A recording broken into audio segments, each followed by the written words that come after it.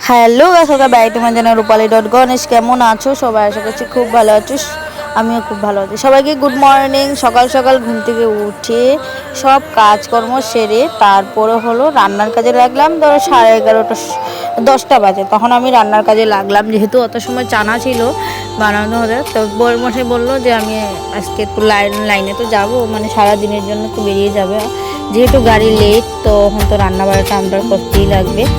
তো তাই আর কি মাছটা ভাজি করে তারপরে মামার বাড়ি থেকে ছোটো আলুটি মানে এনেছিল আর কি, আর ঢেঁড়স মানে ভেন্ডি এনেছিল আর কি।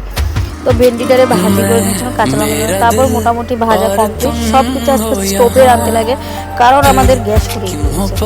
তারপরে আর কি এখানে হলো মাছের ঝাল করব, তো তাই আর কি পেঁয়াজগুলো দিয়ে দিলাম। পেঁয়াজ মোটামুটি ভাজা হতে হতে নুন দিয়ে দিলাম, দিয়ে একটু মজে যাবে। তারপরে হলুদ গুঁড়ো দিয়ে দিলাম, দিয়ে এখানে হলো জিরা গুঁড়ো, লঙ্কা গুঁড়ো সব কিছু দিয়ে তারপরে ভালো করে লাড়াচাড়া করে নিই।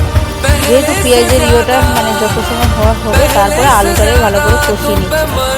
যেহেতু তরকারিটা এরকমভাবে রাখবো, তারপরে আর কি টমেটো অ্যাড করবো। তো সবগুলো টমেটো আমি দিয়ে দিচ্ছিলাম, অনেকগুলো টমেটো কেটেছি। তো সেগুলো আর কি মানে যেহেতু রাত্রের জন্য একবার তরকারিটা বানাবো, তো যা বানাবো তা একবারে, যেহেতু স্টোভে বারবার কিছু করা যাবে না, আর আমি এতবার রান্না করতে আমার ভালোও লাগে না। তো যাই হোক, আমি রান্নাটা মানে টমেটো দিয়ে ভালো করে আলুটা ভালো করে সাঁতলিয়ে নিলাম, দিয়ে তারপরে মানে এরকমভাবে তরকারি বানাচ্ছিলাম। তারপরে ঝোল দিয়ে দিলাম, 1 ডেস্কের মতন ঝোল দিয়ে দিলে মানে ঝোলটা একটু মান্তাস মতন হয়ে যাবে। তারপরে আর কি মানে যেহেতু স্টোভে দিও, তারপরে একটু ভালো মতন জলটা একটু দিয়ে তারপরে এখানে মাছের পিসগুলো ছাড়ছিলাম আর কি। এই যে মাছের পিসগুলো ছাড়ছিলাম, সেটা এই যে দেখতে পাচ্ছ। আমার কিন্তু এখানে দিয়াকে ডাকছিলাম একটু আলু দিয়ে যাও, দিয়ে আলু দিয়ে তারপরে তরকারিটা ফাইনালি আমার হয়ে গিয়েছে। তো ফাইনালি মোটামুটি হয়ে গিয়েছে, আর তখন তরকারিটা নামিয়ে নেবো।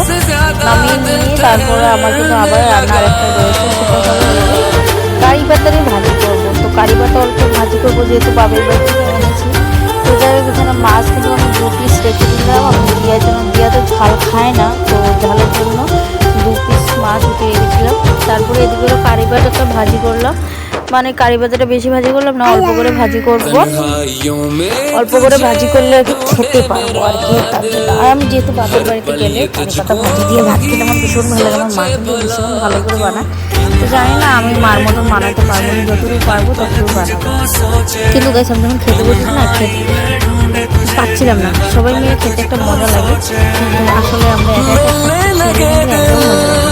কম জিনিস দিয়ে ভালো জিনিস দিয়ে খেতে একদম মানে একা একা ভালো লাগে, খারাপ জিনিস দিয়ে সবাই মিলে খেতে ভীষণ ভালো লাগে। তারপরে রান্না আমার কমপ্লিট করা শেষ। তারপর স্টোভ বন্ধ করে বাসনপত্রগুলো নিয়ে এখন মেজে নিব। সবগুলো বাসনপত্র মেজে নিলে একসাথে, তাহলে আর কি খুব ভালো হয়। তো যাই হোক, ফাইনালি আমার বাসন মাজা কমপ্লিট। একটি বাসন মাজছিলাম, তখন আর ভিডিও করলে অনেকটা বড় হয়ে যেত। তারপরে ফাইনালি আমি ঘর দুয়ার ঝাড় দিতে চলে আসলাম, কারণ হলো স্নান করব, তাই ঘর দুয়ারটা ঝাড় দিয়ে ভালো করে পরিষ্কার করে নিলাম। তুই বুঝতেই পারছো কতটা আমি মানে এত যে একটু শোবো, না শুলে আর আমার একদম ভালো লাগছে না, শরীরটা ম্যাচ করছে। তারপর মেন ঘর ঝাড় দিয়ে চলে আসলাম রান্নাঘরটা ঝাড় দিতে। আর রান্নাঘরটা ঝাড় দেওয়ার কারণ হলো পরিষ্কার না রাখলে একদম ভালো লাগে না, তাই আর কি। আর আমি ঘর দুয়ার কি পরিষ্কার রাখতাম গাইস, মানে অবস্থা। তারপরে ফাইনালি আমি স্নান করে কিন্তু চলে আসলাম।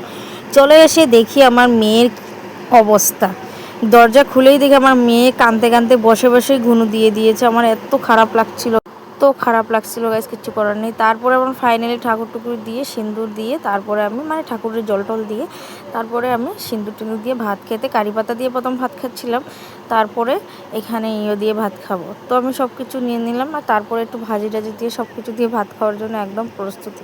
তো যাই হোক, ফাইনালি আমি কিন্তু এই যে ভাজি দিয়ে ভাত খেয়ে ফাইনালি তরকারি দিয়ে লাস্ট ফিনিশিং তরকারি দিয়ে ভাত খাবো। তো আজকের ভিডিওটা কেমন লাগলো, ভালো লাগলো অবশ্যই লাইক শেয়ার কমেন্ট অবশ্যই করো, পাশে থাকবে। টাটা।